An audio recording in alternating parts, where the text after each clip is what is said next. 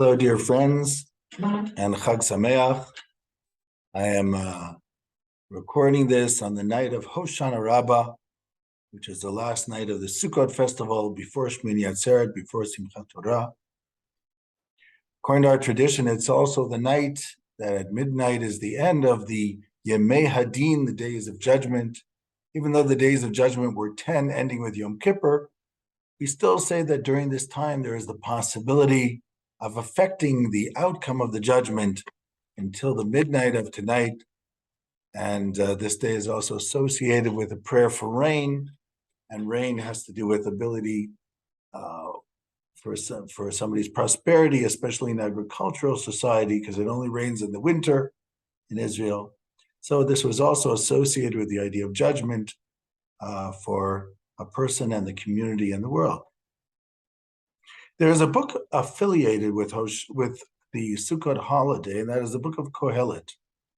There are 5 scrolls that are associated with 5 different holidays. Shir Hashirim with Passover, Eicha, Lamentations with Tisha B'Av, the 9th of Av, the destruction of the temple. Esther, of course, with the holiday of Purim, which is talked about in the book. Ruth with the holiday of Shavuot, Pentecost, and of course Kohelet with Sukkot. And possibly because, like this year, we have the Vayakel, the Hakel, where everybody meets on Sukkot, and the Torah is read on the year after the Shemitah. One of the possibilities. I just want to talk about the last chapter of Kohelet. It's a book associated with King Solomon, and there are a lot of riddles and enigmas in the book. So I just want to look at the last one together with you. This is something that I talked about today in the synagogue. And I will now share with you now. This is Kohelet chapter 12. There are a lot of interesting things in Kohelet. For instance, in Kohelet, it's probably the only book in the Torah where he talks about directly about what we call life after death. In chapter 3, he says, and who knows, Ruach HaBehema, the spirit of the animal that goes downwards, and the spirit of mankind which goes upwards. And even in this chapter, chapter 12, it also says in verse 7, and the dust returns to the earth as it was, and the spirit returns to God who gave it. It's very unusual for the Bible. There's a discussion itself. So I'd like to just talk about this last chapter, and this last chapter is talking about the end of life in riddles. Remember, Kohelet is very critical about life. He talks about you build up a business and you leave it for the next generation, they destroy it. People waste their time and all different crazy things. He says, so as I said, and then he says, and there's nothing new under the sun. He's very, very critical and about life. And then he says in the last chapter, and remember your creator in the days of your youth before the days of evil come. The days of evil means when the body starts to wane and starts to dwindle in its energy. And the years arrive about which you shall say, I have no desire in them. Because when you become feeble and you lose your strength, you don't feel like doing anything. Before the sun, the light, and the moon and the moon and the stars darken because you don't see them very well. And the clouds return after the rain. Normally after the rain, the clouds disperse. But if you start getting cataracts, you see clouds even after the rain. On the day that the keepers of the house tremble, the keepers of the house are the hands that protect the house, start to tremble, they're not as strong. And the mighty men are seized by the cramps, meaning cramps in their legs, and you can't walk very well. And the grinders, meaning your teeth, cease because they become few. And those who look out of the windows become darkened, meaning your eyes become darkened. And the doors shall be shut in the street when the sound of the mill is low. The doors, your mouth, become shut. You don't have that much to say. They're where the sounds of the mill, and you shall rise at the voice of the bird because everything wakes you up. You don't sleep so well. And all the songstresses shall bow low. Also from the high places they will fear, and terror on the road. Everything makes you afraid. And the almond tree will blossom and the grasshopper will drag itself along, which means your burdens make you also it's a double entendre because in Hebrew gav is the back and chagav is a grasshopper.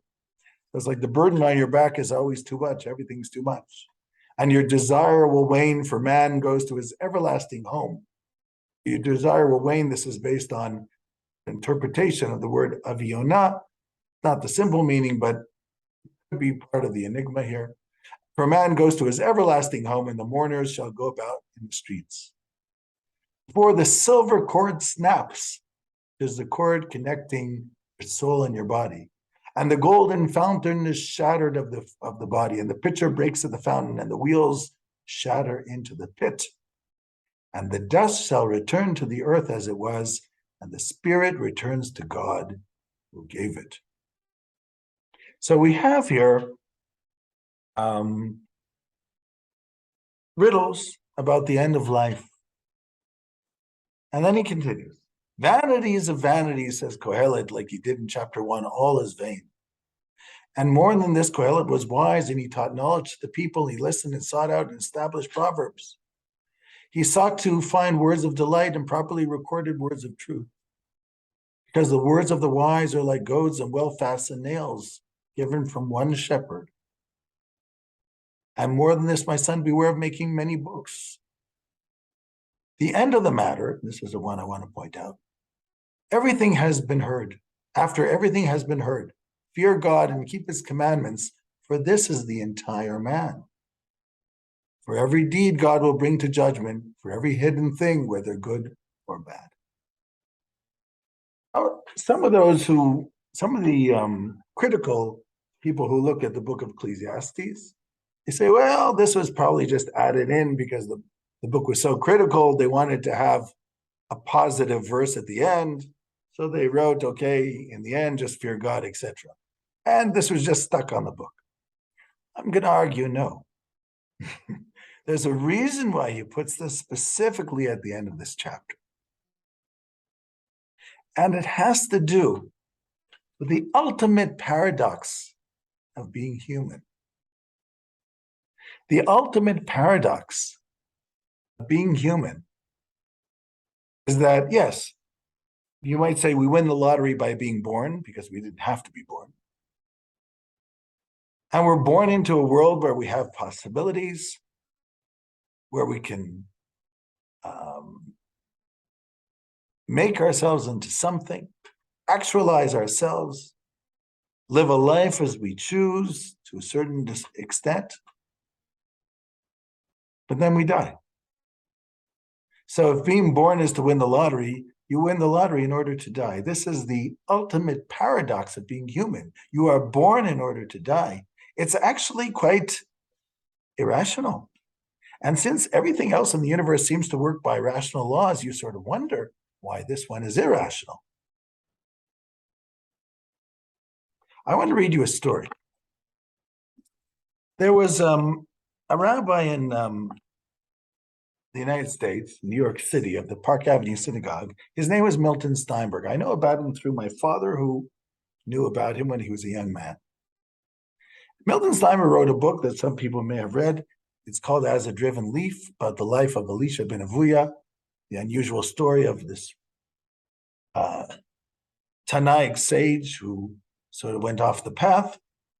I don't agree with a lot of things in the book, but it's a very interesting book. Steinberg was both scholarly and a bright fellow. And some of his sermons are interesting. And this one I picked up from my father's library. He has a sermon which he calls, at the end of the book, he calls it "To Hold with Open Arms." Now, he died at the age of 53 in 1950. He died from cancer. And he tells a story, which I just want to read a little part of it, and I'll describe it instead of reading everything that it says here about this. So the story that he tells to hold with open arms, he talks about an experience that he had. He says, after a long illness, I was permitted for the first time to step out of the doors of the hospital. And I crossed that threshold, and sunlight greeted me. In this experience, this is my experience, he says, all there is to it. And as long as I live, I shall never forget that moment. It was mid-January, but in Texas, where I was, it was like the spring. And the sky overhead was blue and very clear and very high. And a faint wind blew from off the western plains, cool and yet somehow tinged with a warmth like a dry, chilled wine. And everything in the firmament above me and the great vault between earth and sky and the pavements, the buildings, the golden glow of the sunlight, it touched me with friendship, with warmth, and with blessing. And as I basked in this glory, there ran through my mind these wonderful words of the prophet about the sun which shall rise with healing on its wings. And at that moment, I looked about me to see whether anybody else had joy in their face. But no, they just walked, men and women and children, in the glory of a golden flood, as far as I could detect, but nobody even paid attention. And then I remembered too how indifferent I was to sunlight, how preoccupied I was with petty and sometimes mean concerns, and I disregarded it. And I said, how precious is the sunlight and how careless we are. How precious and how careless. And I continue. But then he says, and I'll just say it to make it quick. So he says basically, we take for granted the beauty of life, the ability to be with people we love, the ability to fulfill ourselves as human beings, the ability to live a life where we can enjoy nature and sunlight and sometimes the simple things in life. But then he says the ultimate paradox is we're going to have to let it go. Those people we love, we're going to have to let go one day. And the world, whether we like it or not, we're going to have to let go. And our bodies will wane, and it'll all be over. So really, we have to hold the world, embrace the world with open arms, because one day we're going to have to all let it go. And then he says we're involved in a tug of war. Here on the left is the necessity to renounce life and all it contains, which is what happens at the end. Here on the right, we have the yearning to affirm it and its experiences. And between these two is a terrible tension, where they pull in the opposite directions. But suppose that there in the center, I can introduce a third force, one that lifts upward. My two irreconcilables now swing together, both pulling down against the new element. And the harder they pull, the closer they become together. That third element is God. The new force that resolves the terrible contradiction, the intolerable tension of life. And he says again, this then is the insight which came to me as I stood some months ago in the blaze of that sunlight. Life is dear. Let us then hold it tight while we may, but we must hold it also loosely. And only with God can we ease the intolerable tension of our existence. For only when He is given can we hold life at once infinitely precious, and yet as a thing lightly to be surrendered. Only because of Him is it made possible for us to clasp the world with relaxed hands, to embrace it, but with open arms, because we know that He'll take care of us. And we're not only in our world, we're in God's world. And I think this is the message, Kohelet, Ecclesiastes in chapter 12. When he says, Sof davar hakol nishma, he's trying to say is, yes, we do things in this world, and then in the end, we're going to have to give it up. In that sense, the world looks like vanities of vanities. If you put God into the equation, and if you fear God and keep His commandments and know that it's God's world and not just our world, and know that God cares because he actually is going to judge us for everything, which means he cares about things.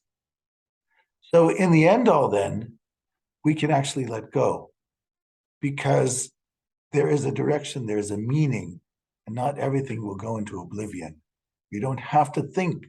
We might be renouncing because we're human, but God is not renouncing what happened in this world and the things that were meaningful to us and in our lives. And only that belief, only that faith can reconcile this ultimate paradox of being human, that you were born in order to die. So I think that last verse of Kohelet is not stuck on. It's the point of the book that the only way to reconcile this confusion of life, the paradoxes of life, the aspects of life that seem totally irrational, and as I call it, the most irrational of being born in order to die, is only when there is a third element to this equation, which gives it ultimate meaning. I think that is the point of Kohelet. Shalom, shalom, and Chag Sameach.